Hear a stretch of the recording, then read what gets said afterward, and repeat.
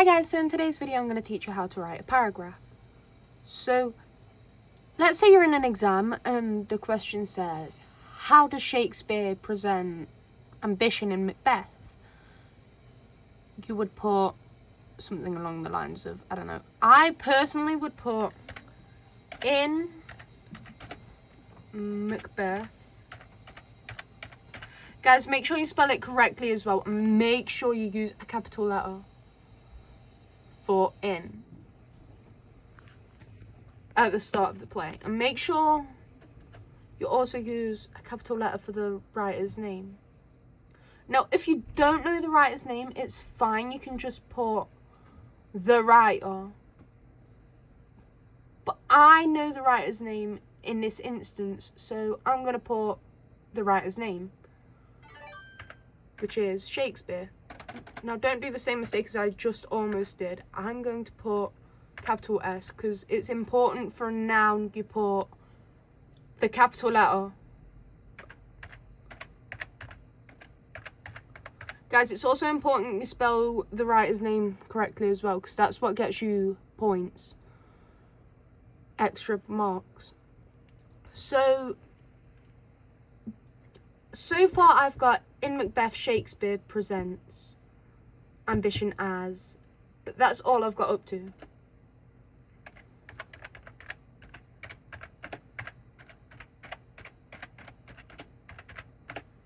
Now, some people would say it's important to put, I don't know, a method in, but I don't normally put a method in, but in this case scenario I'm going to put a method in because you get extra marks for doing a method.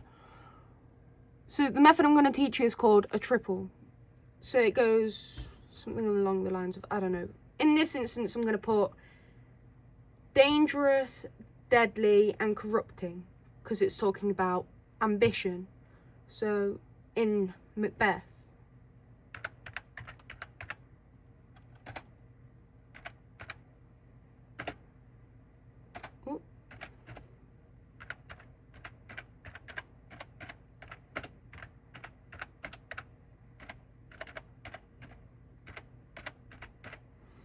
it's really important as well that you use a range of punctuation, because if you don't use a range of punctuation, it's fine, you still get the mark, but you get extra marks for using punctuation, a range of punctuation. So I'm going to zoom in on the comma that I just used, because it's important you put a comma if you're also making, like, I don't know, like how I did it, where it goes dangerous, deadly and corrupting. It's really important you do that. Now, I'm going to teach you it through a way that I've been taught, and it's called SEIZ. So what I just did there is the S, which is a statement, and the E is the evidence. So for the evidence, you need a quote from either the beginning of the play, the middle of the play, the extract you're given, or the end. But because in this case scenario I've not got an extract or anything like that to help me, I am just going to use one that I've learned. So that's vaulting ambition. So this is shown by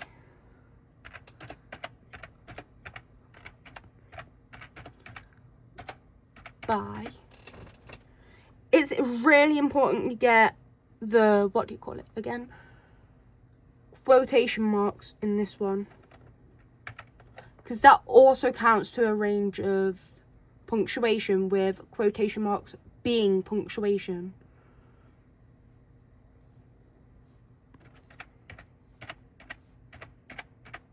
It's really important you also get the quote right, because if you don't get the quote right, then it just makes things worse. So I've just put in Macbeth, Shakespeare presents ambition as deadly, dangerous and corrupting.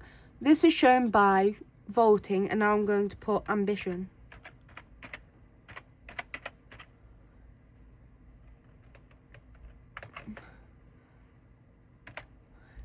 Now, I've just got the statement, which is, in Macbeth, Shakespeare presents ambition as deadly, dangerous and corrupting. I've also just done the evidence, which is, this is shown by vaulting ambition. Now, I need to do the I, which is inference. So, the inference would be something along the lines of, this suggests XYZ, or this infers, or this highlights. But in this case scenario, I'm going to put this indicates, because that's another inference word.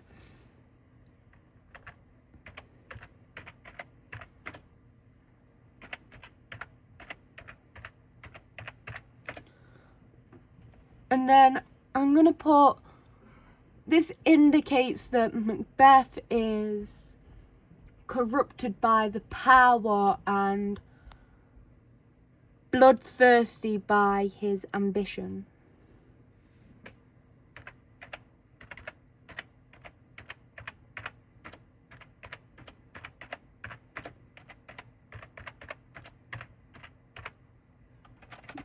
Actually, I'm not going to do that and bloodthirsty part. I'm going to do like, this indicates he is corrupted by his power, which I accidentally forgot to put he. So hang on a minute, guys.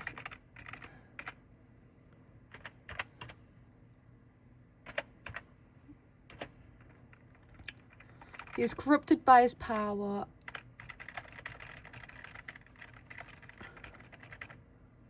and wants to overrule the king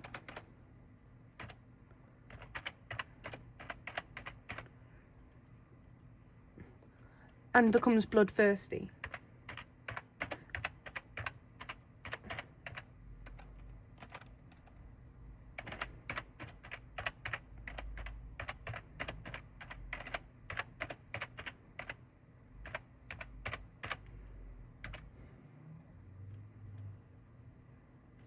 So what we have here is our SEI.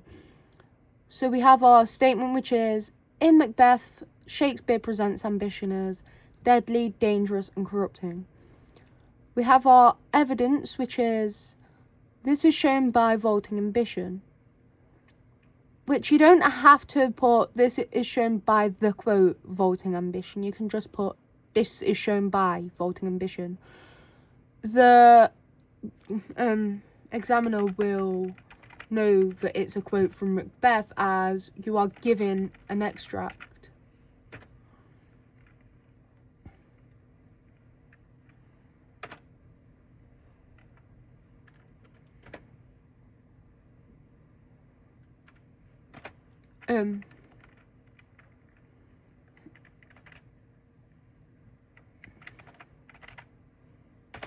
So basically, now that I'm just going to like fix mine up a little bit, because I'm going to make sure that it's picture perfect, because it's really important you make no mistakes in the exam. Or if you do make a mistake, you can just, it's not like you can just rub it out, because they don't let you do that anymore.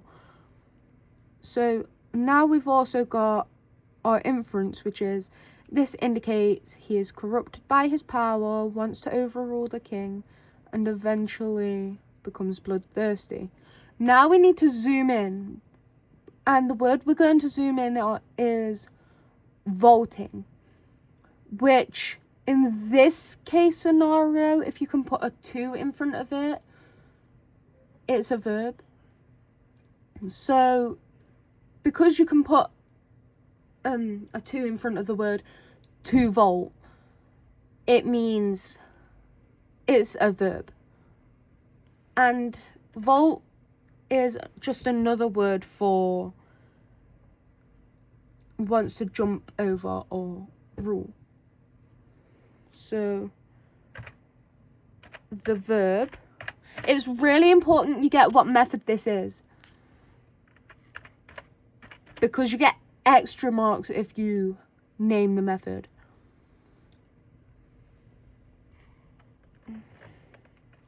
You need the quotation marks again. Vaulting. Now, in this case scenario, you only need, like, the method. So, in this case scenario, it's vaulting. But you still have to use your quotation marks as it's still a part of the quote. Indicates. So,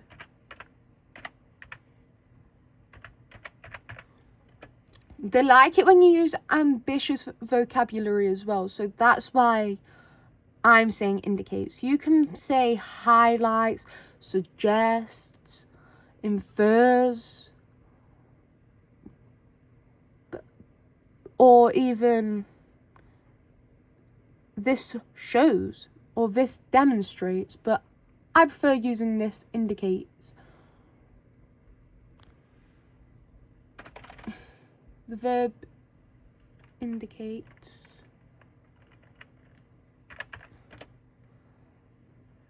That Macbeth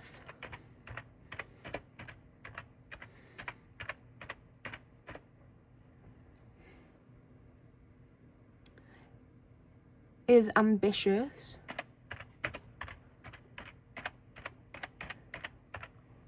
which later becomes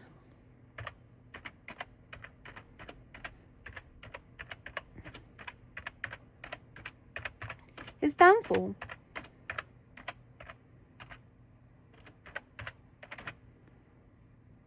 Actually, I think downfall is one word, guys.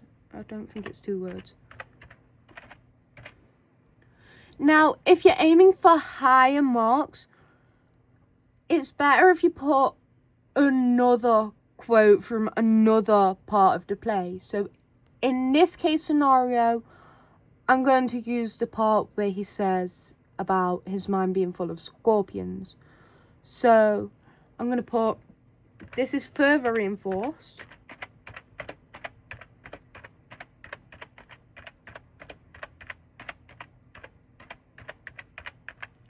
by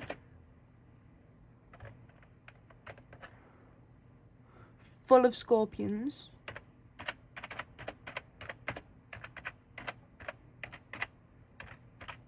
is my mind.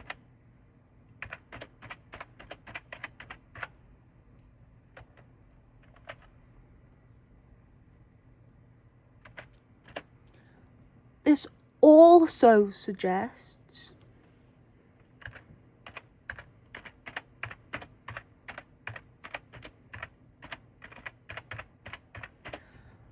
that he has toxic thoughts. But if you want to be even more ambitious in this case scenario, no joke intended, guys, don't worry. I get it because the theme is ambition in Macbeth, and I just said, if you want to be even more ambitious, don't worry, it's not a joke. I genuinely wasn't thinking, but at least I got something in. You can put another triple, which in this case would be, this also suggests he is having toxic, gaslighting. If you want to use gaslighting, you can, because it's another word for toxic. Corrupting, even, thoughts. Or dangerous, because a scorpion's venom is quite dangerous. So I'm going to put, this also suggests that Macbeth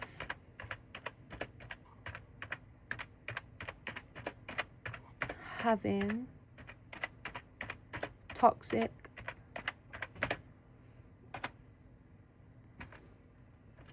dangerous, and I'm not going to say poisonous, because that wouldn't make sense, because it's not like his mind can be poisoned. Well, it can be metaphorically, but not literally. And I'm going to say, in this case scenario, poisonous. But actually I'm going to put bad. Or evil. Because in some movies, scorpions are presented as evil. So I'm going to put evil. Thoughts about committing treason.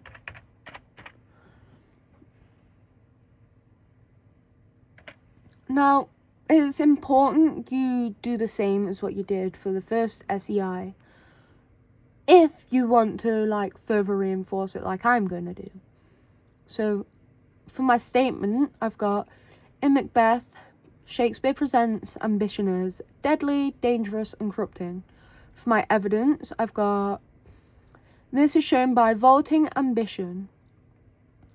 For my inference, I've got, this indicates he is corrupted by his power and wants to overrule the king, and eventually becomes bloodthirsty.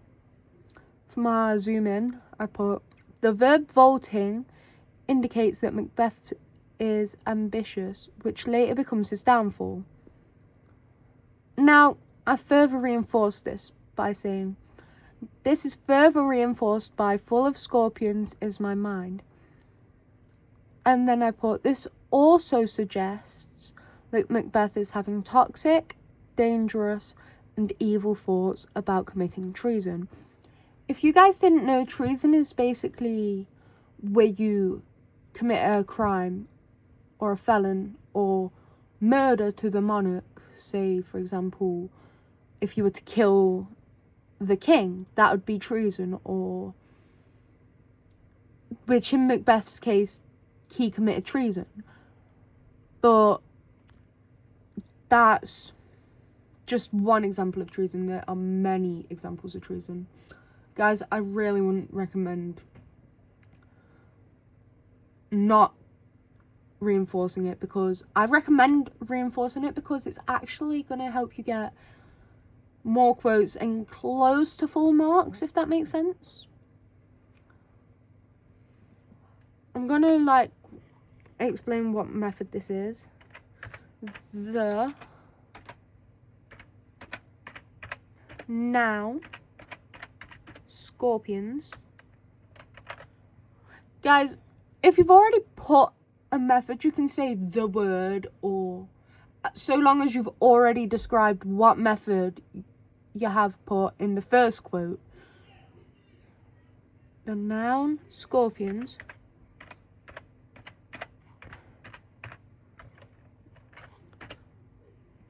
I'm not going to put indicates again. I'm going to put highlights this time, or suggests. Actually, I prefer the word suggests in this case.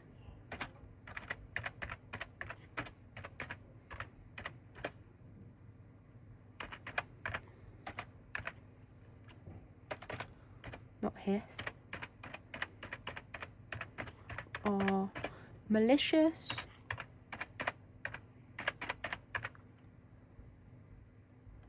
And toxic.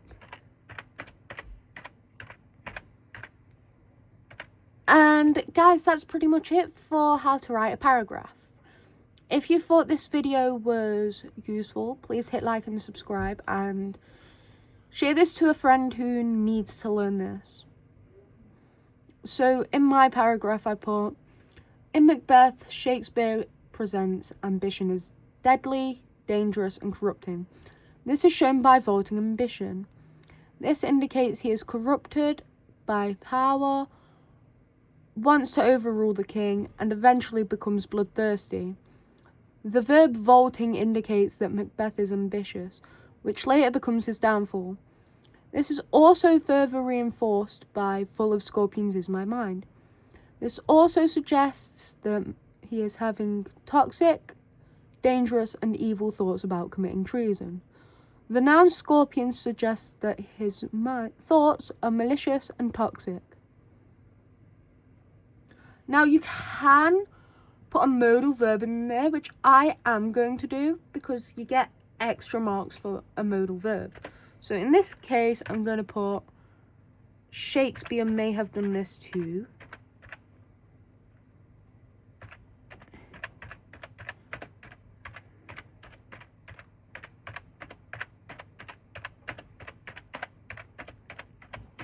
Warn society that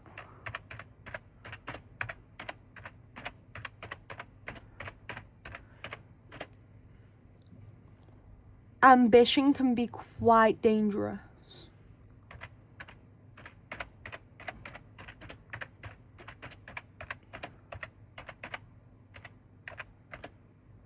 Let's quit. No. Dangerous.